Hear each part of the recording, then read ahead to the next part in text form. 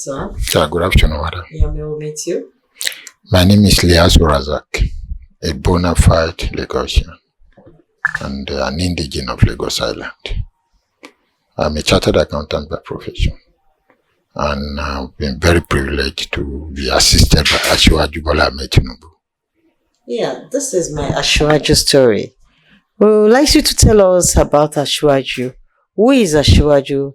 How do you go to know Asiwaju Bola Ahmed Tinubu? I knew Asiwaju Bola Ahmed Tinubu when I was in secondary school. He was a very generous person. That is secondary school, how many years? That would be, I was talking about 1982, 83. Okay. He was a very generous person. In fact, I have never been privileged to meet any other person like that. My opportunity with him really gave me some sort of insight into what life is. And during the course of my secondary school journey, I happened to have a brother and a sister who work with we normally call a woman a grandma, Mommy Louise. It's Louise by Baycroft Junction. He has a very high-class cafeteria. It's not open to the public. Selective people do come there to dine and wine. Very selective. It was there I met Bola Ahmed Tinubu. As at that time, we call him Uncle Bola, Uncle B, Uncle B. So I do run errands for him. And that was the day he asked me to clean his car. That time, I never knew it could be a bit back then. When I opened the car to do the cleaning, I saw some foreign currency spread on the seats. I was able to collect it and take it to him where he was having a siesta. I said, "Sir, I saw this in the vehicle." He counted it. It was then I knew that he knew what that thing was. It could be a bit, but I never bothered. I went, I cleaned, and I returned the key to him. And I said, "What are you doing?" "Oh, my boy, kilo changing. What are you doing?" "And what do you intend to do?" "I only know. Account lo my share. Account lo my share. This and that. Then he now advised me about ICANN.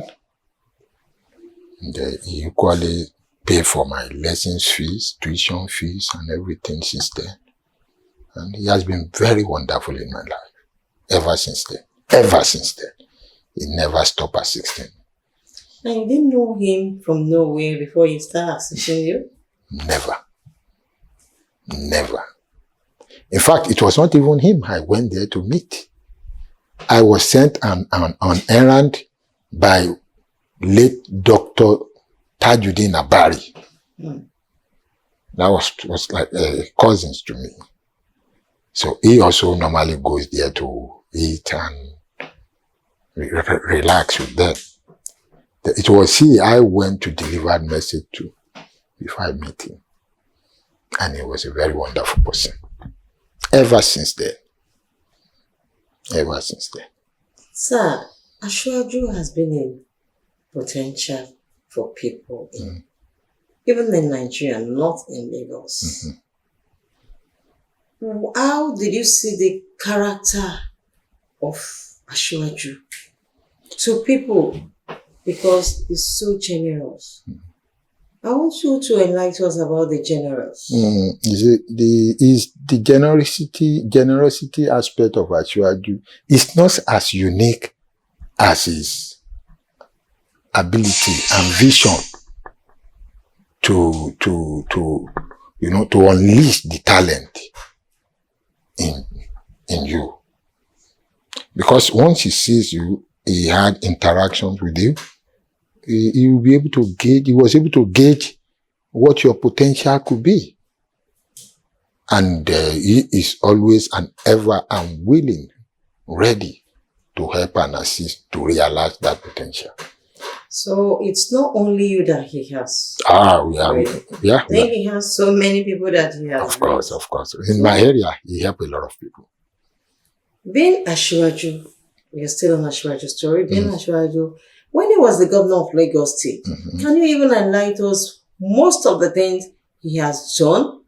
I think you know when he was in governor. When he was a governor. Yeah, you can say something about him because he picked you up from nowhere. Yes. So you can tell us. When he was a governor, I was privileged to be appointed as a political aide to the deputy governor of Lagos State. That was Otumba Femi Pedro.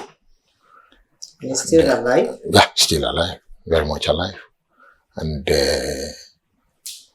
by my close association with the former deputy governor and Asiwaju by extension, I was able to see a lot of administrative innovations they brought into Lagos. As at that time, before he became the governor, Lagos State Civil Service and the Lagos State Internal Revenue Board were integral part. When he came, he segregated it and tried to put the internal revenue on a strong footing, independent of the state civil service structure. And I could quickly recollect when a question was asked by, was it not the then Commissioner for Budget and Planning, Cardoso? We call him Headmaster, Mr. Cardoso. He said, well, by making them independent, they will be able to increase their capacity and ability to generate more revenue for the state. They will not be hindered by the civil bureaucracy in the civil service. That was his major argument by then. And see what that have become today. It's now a role model for all other states in Nigeria. That was one. Two, Asiwaju ensured that civil servants become much more productive. As at the time he came in, and I was the political aide to the deputy governor then, we were able to see clusters of workers in a very small offices. So what he did was to make sure that, one, he used that word by then. He said, we are not downsizing, we are right-sizing. That what can be done by one should not be assigned to 3 or 4 people. So thereafter, then started creating agencies to complement the work of the main ministry. So Asiwaju is the one that the foundation of agency in my goodness, he added more. Assuming he met 10, he enlarged it to 100. And that's why many people were able to be absorbed into various agencies, and their work is not even much more effective for the state. In fact, if not for his emergence as a governor by then, I wouldn't know where Lagos would have been by now. He has really transformed Lagos into one of the mega cities in the world. He's a genius. Sir, we're still talking about Asiwaju. Yeah. Yeah, Asiwaju built a lot of people. Yeah.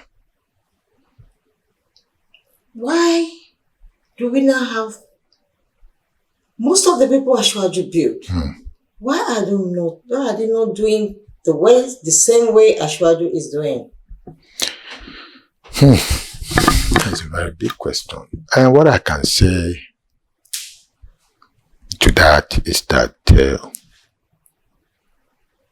assuming we are in a group of 10, not all the 10 will be as effective and as productive as one would want them to be.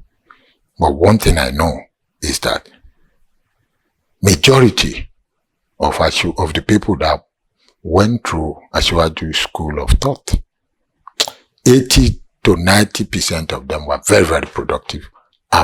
They were really in the image of Asiwaju in terms of vision, productivity, and performance. So you will tell me that this election that Asiwaju won, you want to tell me that he's a God-sent person to bring the face of Africa to Nigeria and back? What I can tell you is that Asiwaju justified his victory. Asiwaju worked relentlessly to become the president of Nigeria. This is a vision that Asiwaju had even when he was governor. And that is why you see that in his government, he brought in people from all walks of life, from all regions and states of the Federation into Lagos by then. You see an Edo man, a Tiv man, and a Fulani man. They were all in Asiwaju's government, either in the ministries or in the agencies. You get what I'm saying? So he has that vision, and he has the ability to nurture talent. So with that, he really planned for it, and God in his infinite mercy, crowned his effort. He worked for it. Asiwaju worked for it. So he has been an ambition for him since ever? Ever since. He really worked for it. He really worked for it. He worked a lot for it. He never take any region for granted. So he's not a sentimental president? No, he is justified. He worked for it and he worked it. It was not given to him on a platter of gold. So, sir, you want to let the people of Nigerians know that Asiwaju is going to turn around Nigeria to a mega city? Let me tell you, Asiwaju has already turned Lagos into mega city. That is Lagos. Asiwaju will now turn Nigeria into one of the most developed and industrialized nations in its 80 years tenure. That I can assure you. You know Nigeria is a big country. Nigeria is big, but Asiwaju has vision. And Asiwaju can really unlock the hindrances that were, drawing the development of this country back. Asiwaju is a leader that will always put a round peg in a round hole. And with that will galvanize development, and it will increase the economy. It will boost the economy of this nation. You can see his emphasis is on economic policies. He keeps emphasizing that. And if you see any leader that keeps emphasizing that, he is trying to lay the path towards growth and development of the country. I can assure you, Nigeria will surely develop much more better under Asiwaju's administration. Yeah, we're still on Asiwaju Story. Asiwaju is somebody that loves to be with the youth. But most of these youth believe Asiwaju, most of the one they confuse, believe Asiwaju can't take them because they believe he's a Lagosian, he dictates for people. But what will you say to that? Fine. People that are really not close to Asiwaju will not know his trait when it comes to administration. Asiwaju is a leader that never governs alone. He engaged in extensive consultation and, get opinion of all and sundries. He molded it together to project towards something. I can tell you Asiwaju will surely do better because he has the ears of the masses and he will surely accede to their request.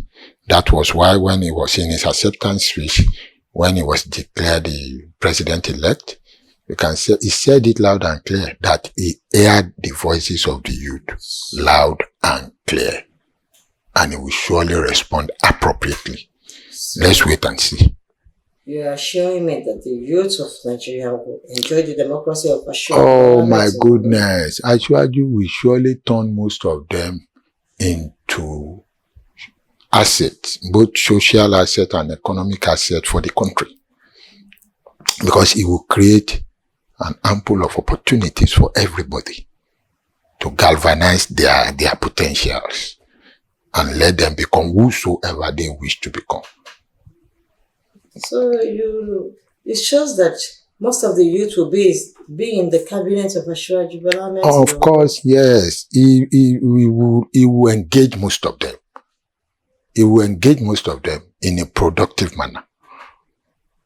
He will engage most of them in the productive manner, particularly the well-to-do amongst them. Those that have the nitty-gritty, that have the brain, they will surely be official by Asiwaju for deployment. Sir, Asiwaju Bola is a builder, is a philanthropist, he's a father, he's a visionary. What are we expecting for him coming May 29 after the swearing-in? What exactly do you want him to do for what is really happening in Nigeria? Firstly, Asiwaju will galvanize the economy. Asiwaju will galvanize the economy. He will work on that. He will galvanize the economy and tackle headlong the security situation in the country. With those two resolved, productivity will be increased and employment will be more generated.